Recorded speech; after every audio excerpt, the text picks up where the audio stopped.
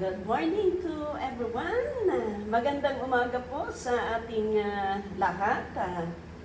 Lalong-lalo na po, i-welcome po natin ang ating mga kapamilya, bagong kapamilya na naidagdag sa atin, yung mga bagong jails po natin. Welcome po at of course sa mga officers po nila, mga wardens po nila. Thank you very much and may the Lord bless each and every one of you. Okay, so napakabuti po ang ating Panginoon at magkaroon po tayo ng pagkakataon na makinig at mag-aral sa Kanyang salita sa umagang ito. Kaya napakabuti po ang Diyos at sa umagang ito ay buhay na buhay po ang bawat isa sa atin. Amen?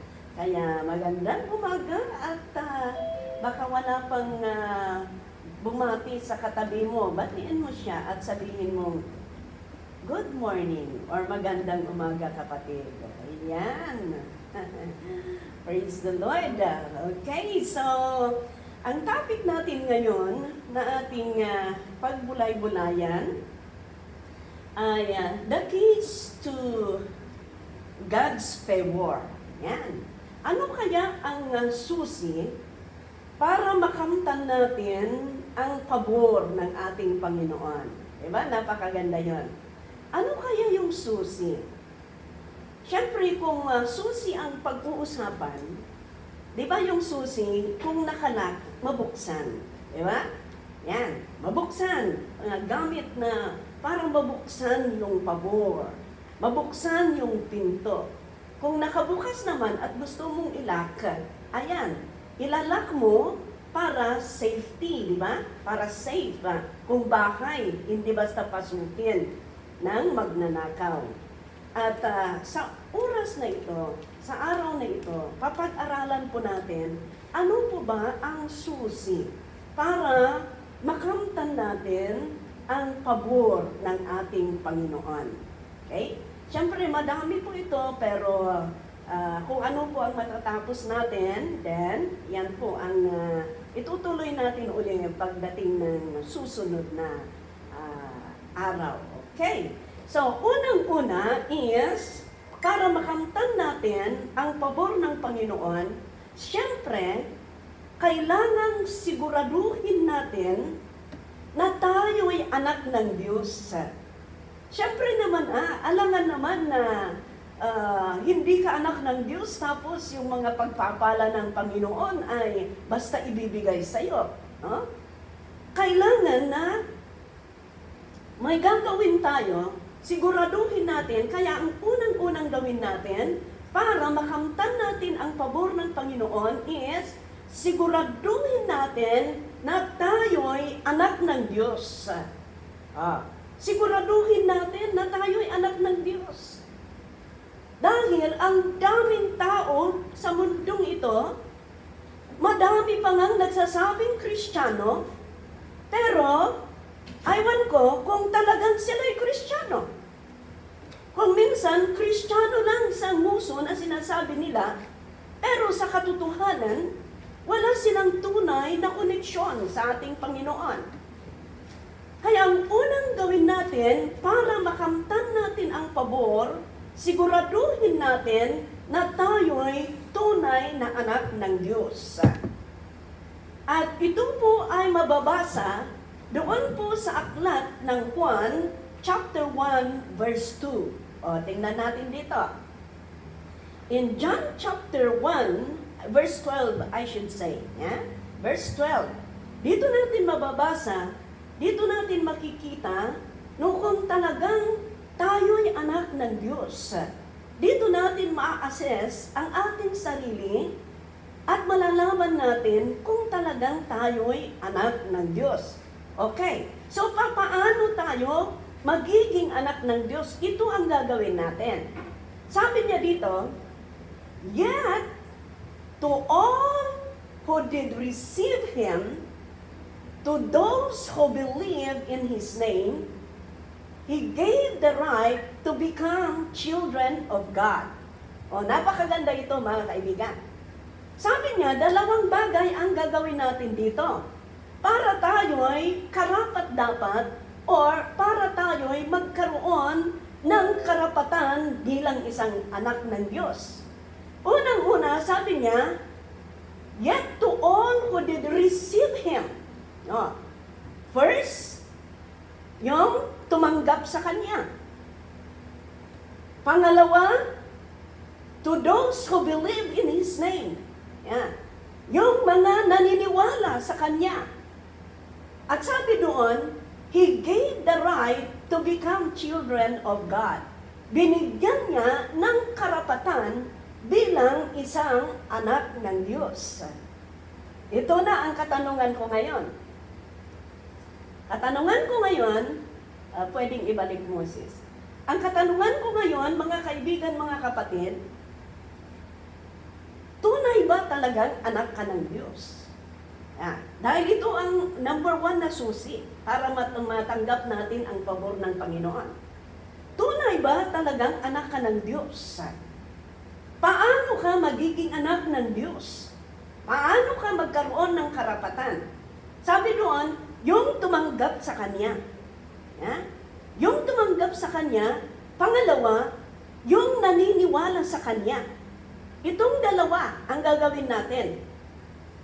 Kaya ang tanong ko, ganito, mula noong sinabi mong Kristiyano ka, mula noong sinabi mong ikaw ay anak ng Diyos, may panahon ba sa buhay mo?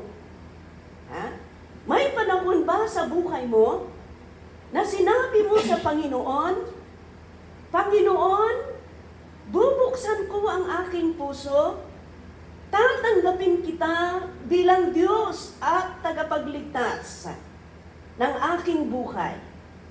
Patawarin mo ako sa aking mga kasalanan.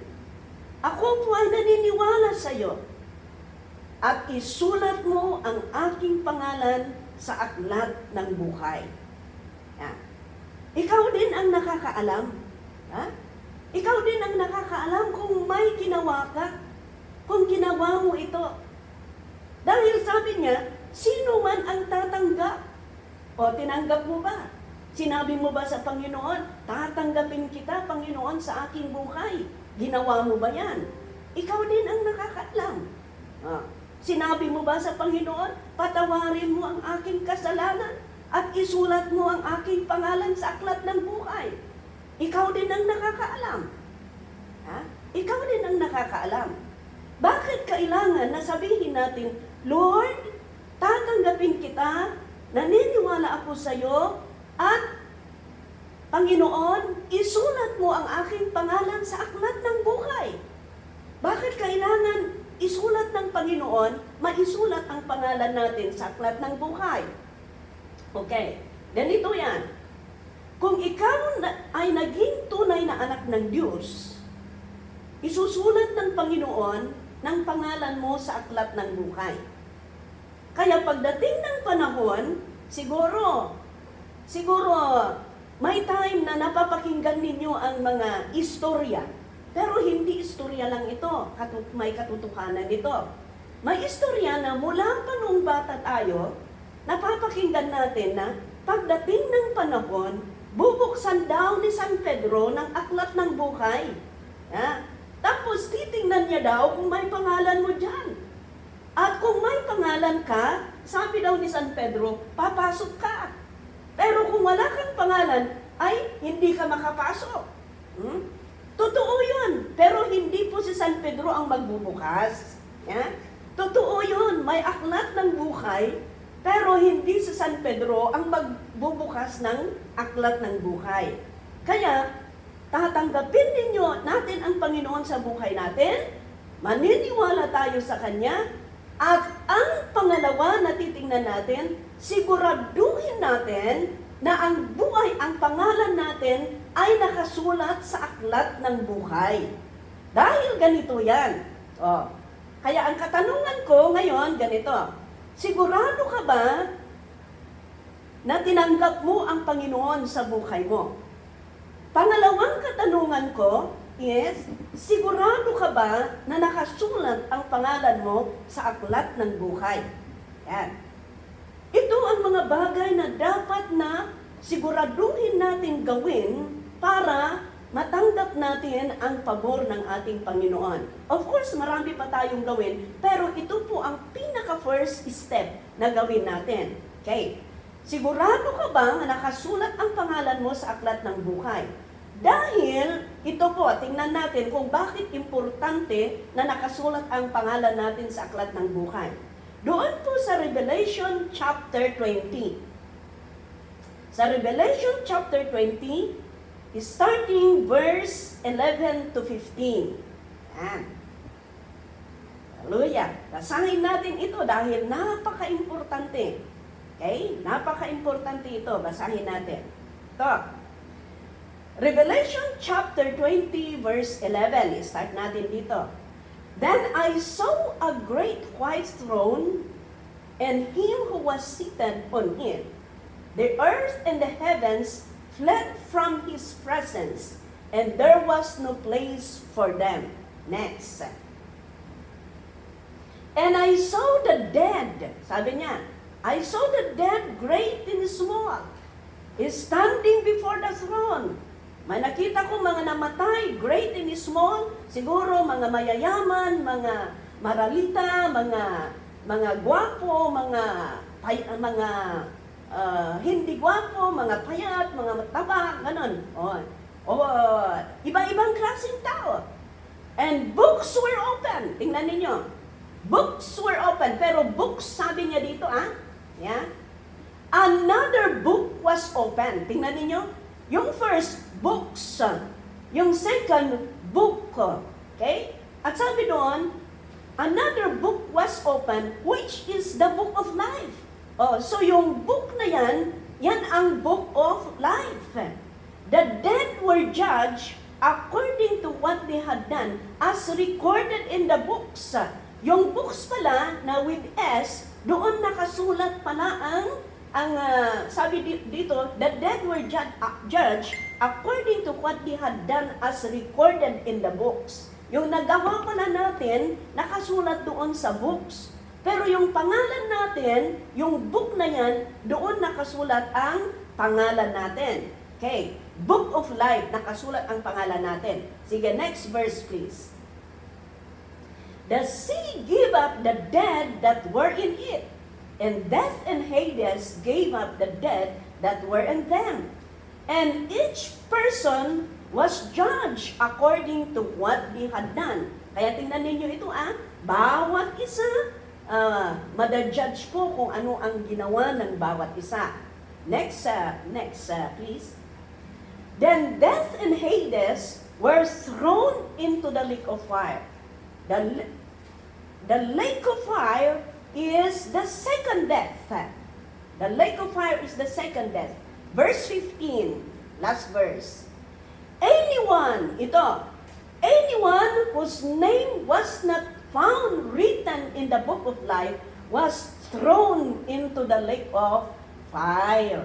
Ito po ang dahilan, mga kaibigan. Pwede mong ibalik, sister. Ito po ang dahilan kung bakit, sabi ko, are you sure na tinanggap mo ang Panginoon sa buhay mo? Pangalawa is, are you sure that nakasulat ang pangalan mo sa aklat ng buhay? Dahil sabi doon, sabi sa nabasa natin, kung hindi nakasulat ang pangalan mo sa aklat ng buhay, you will be thrown into the lake of fire. Ito po ang dahilan na kailangan siguraduhin natin. Sabi ko, unang-unang gawin natin para matanggap natin ang pabor ng Panginoon is magiging anak ng Diyos. Magiging anak ng Diyos. Paano tayo magiging anak ng Diyos?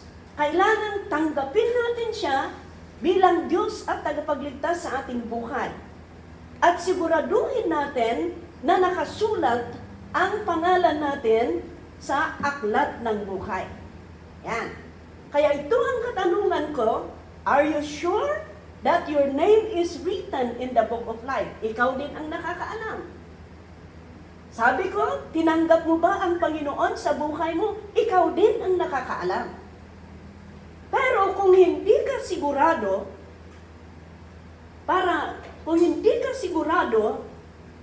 kailangan na siguraduhin mo ngayon. Siguraduhin mo ngayon. Dahil di natin alam kung kailan tayo kukunin ang Panginoon. At isa pa, napakaganda po, para matanggap natin ang pabor ng Panginoon, siguraduhin natin na tayo'y magiging anak ng Diyos. Okay. So, sa oras na ito mga kaibigan, bigyan natin ng pansin. Bigyan natin ang panahon na sagutin na natin ang aking katanungan. Okay. Sabi ko, mula noong bata ka, hanggat sinabi mong Kristiyano ka, may panahon ba na sinabi mo sa Panginoon, Lord, tatanggapin kita bilang Diyos at tagapagligtas ng aking buhay. At isulat mo ang aking pangalan sa aklat ng buhay. Mayroon ba mga kaibigan na ginawa mo yan? Kaya kung wala, for example, kayo din ang nakakaalam, kung hindi mo ginawa yan, at hindi ka sigurado na nakasulat ang pangalan mo sa aklat ng buhay, gusto kong itaas mo ang kamay mo sa Panginoon at tayo'y manalangin. Itaas ninyo ang iyong kamay. Kung po pwede pa, tatayo tayo. Tatayo tayo para talagang gawin natin at ipakita natin sa Panginoon na tayo'y mga anak ng Diyos. Sige, tatayo tayong lahat. Itaas natin ang ating kamay. Ipakita natin sa Panginoon na talagang mahal natin siya.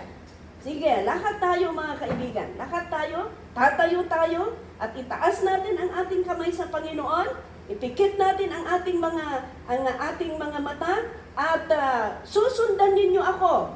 Susundan ninyo ako ng iyong panalangin. Sige, lahat tayo. Lahat tayo para i-bless ng Panginoon ang buhay natin. Sige, taas natin, sabihin natin, Panginoon, salamat po. Salamat sa iyong salita. At sa oras na ito, tatanggapin kita bilang Diyos at tagapagligtas ng aking buhay. Patawarin mo ang aking mga kasalanan. Inaamin ko po, Panginoon, na marami po akong pagkukulang. Kaya patawarin mo ako at isulat mo ang aking pangalan sa aklat ng buhay.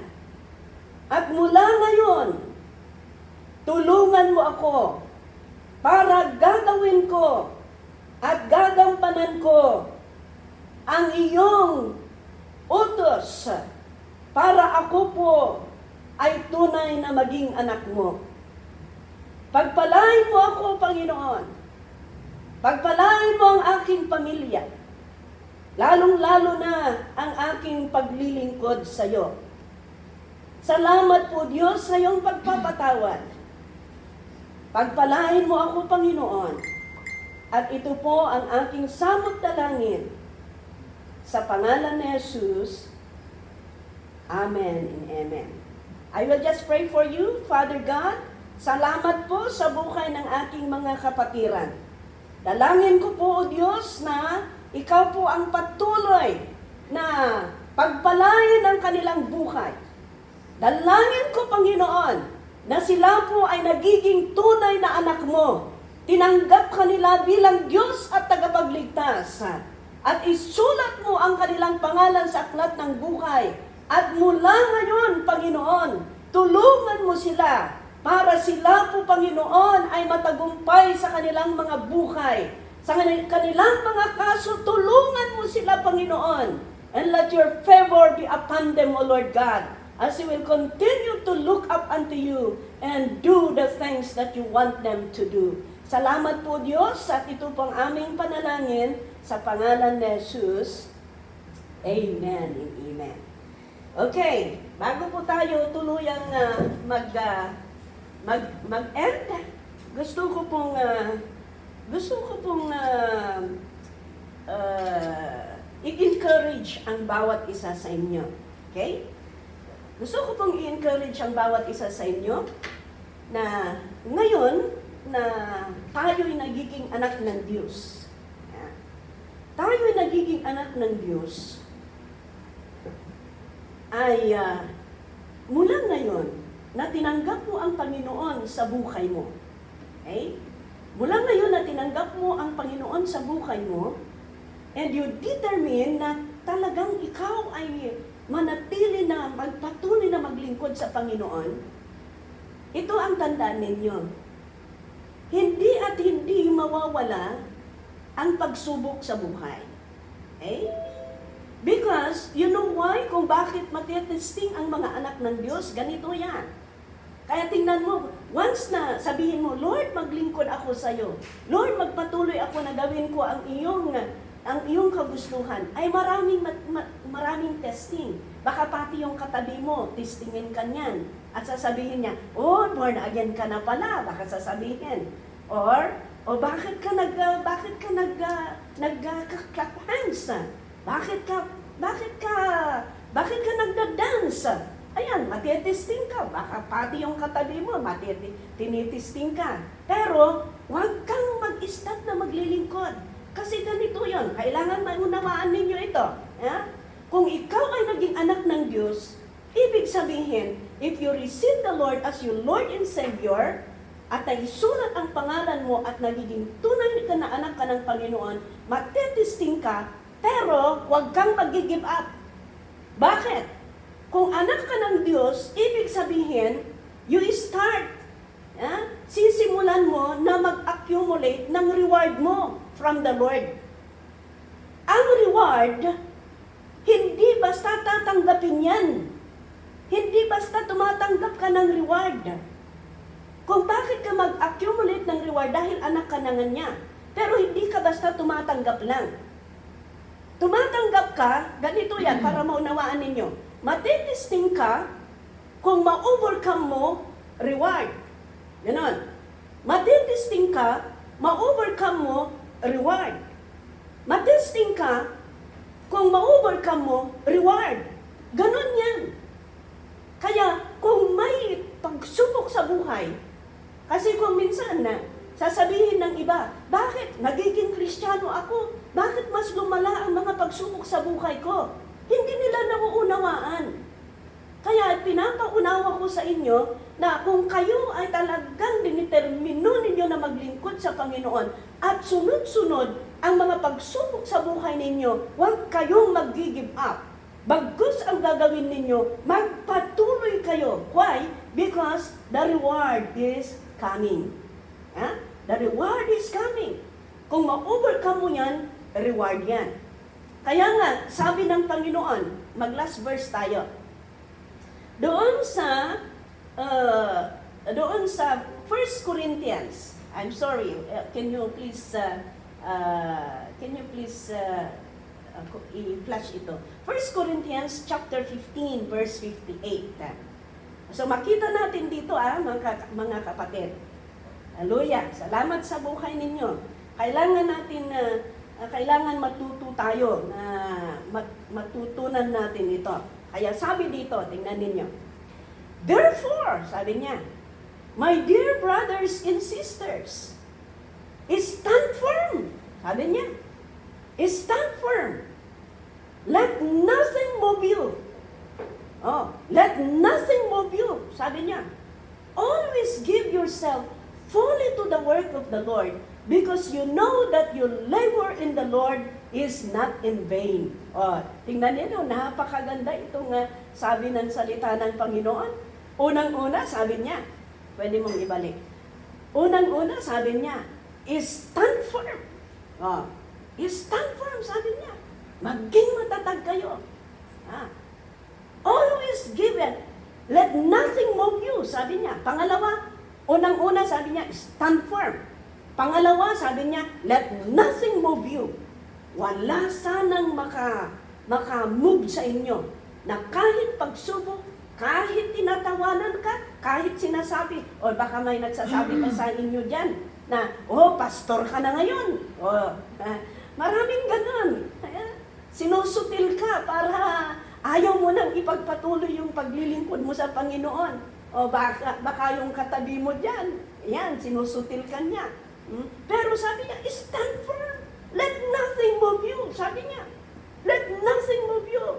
Wala sanang makagigiba sa iyo sa iyong paglilingkod sa Panginoon. Pangatlo, sabi niya,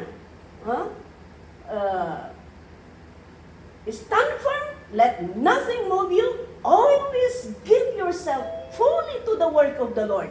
Yan. Kaya, every time na Bible study, sige. Kung wala kang ginagawa, magbasa ka ng Bible mo. Kung may Bible ka dyan, magbasa ka. I-start mo mula sa Genesis hanggang Revelation. Baka matapos mo, i-start mo ng Genesis, tapos kung matatapos mo sa Revelation, baka lalabas ka na. Yan. Malay mo, di ba? Malay mo kung i-start mo sa Genesis, tapos basahin mo hanggang Revelation, malay mo kung ibibless ka ng Panginoon, ibibigay ng pabor sa'yo, pagdating na matapos mo ng Revelation, baka lalabas ka na dyan sa bilangguan para sasabihin ni Lord, sige na, para yung nabasa mo, ay itestimonyo mo, i-share mo sa labas yung nabasa mo. Malay mo kung ganun ang gagawin ni Lord. Diba? Hindi natin alam. Kaya I'm encouraging every one of you, wala kayong ginagawa, magbasa kayo sa salita ng Panginoon. Kung may Bible kayo, babasahin ninyo. Kung may panahon kayo, manalangin kayo sa Panginoon. Tingnan ninyo, God will give His favor upon you. Kaya dito po tayo mag-iet, yung mga iba pa, ipagpatuloy natin sa susunod na naman. Okay? So, yan po. Siguraduhin natin na tayo talagang anak ng Panginoon. Kung anak tayo ng Panginoon, darating mga pagsubok, pero we need to stand firm. Dahil sabi niya doon, for your labor in the Lord is not in vain. Lahat ng ginagawa ninyo para sa Panginoon, hindi po ito nasasayang, mga kaibigan, mga kapatid.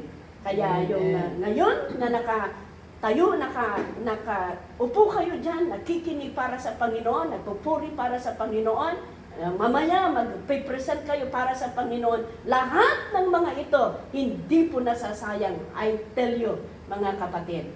Kaya may the Lord bless you, and let us continue to serve Him. Muli tayo manalangin ng short prayer. Panginoon, salamat po sa buhay ng aking mga kapatid. Alam mo po ang kanilang buhay, alam mo po ang kanilang sitwasyon. Dalangin po namin na pagpalain mo sila. Lord, look down from heaven. Let your favor be upon them, Lord, as they will continue to look up unto you and serve you faithfully. Habang nandyan sila sa loob, Panginoon, na ikaw pa rin ang nangunguna sa kanilang buhay. Patatagin mo sila na ikaw po, Panginoon, ang kanilang pag-asa at pinangako mo na hindi mo sila iiwanan, hindi mo sila tatalikuran. Pagdating ng panahon, Panginoon, Lord, maaani din nila ang kanilang faithfulness na naglilingkod sa iyo. Father, thank you. Bless them, Lord, in Jesus' name. Amen. Amen. Thank you very much. God bless everyone. Ibalik ko po sa MC natin.